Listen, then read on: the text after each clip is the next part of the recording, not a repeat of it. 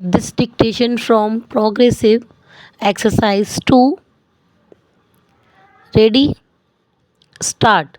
The people will, of course, consign to the dustbin of history those who have resigned the seats of which they were elected to the present Lok Sabha.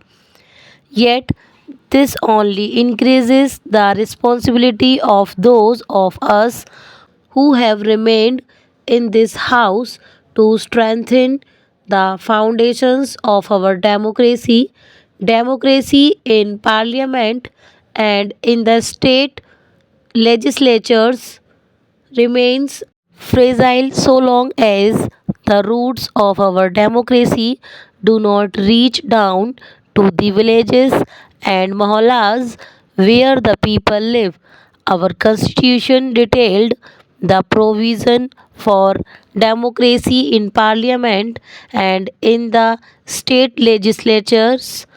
Therefore, democracy in these institutions has survived every vicissitude and flourished.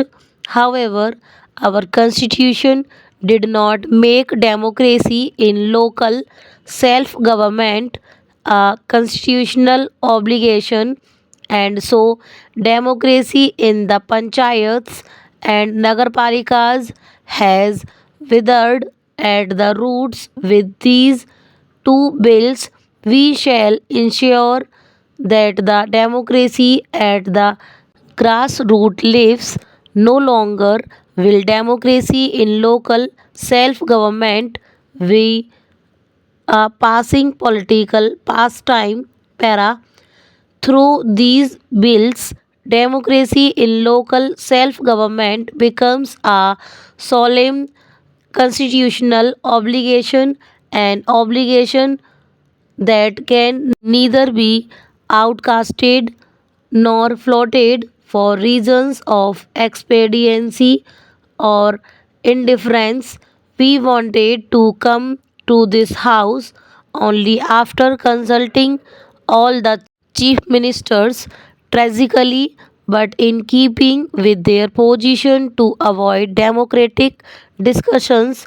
All but two of the non Congress chief ministers stayed away from the discussions. Many of them refused to let the elected representatives of their parties participate in the Nagarpalika Sammelans, and I believe one of them has dismissed some of those who participated in those discussions. They denied permission to their municipal offers to attend the conference of municipal offers called by the Ministry of Urban Development. We have done our best. We have done all we can to involve them in our nationwide debate. They say there must be consensus before the constitution is amended, but refuse to come for a discussion. How can a consensus be forged without dialogue? Their non cooperation, not with understanding. We come to Parliament at the end of the widest and most intensive series of consultations undertaken in the history of independent India. I have personally interacted with over of 25,000 knowledgeable and experienced persons, most of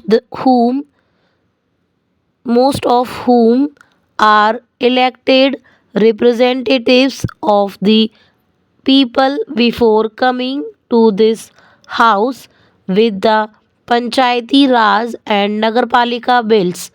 Times out of number, we have stressed that this is not a central state issue.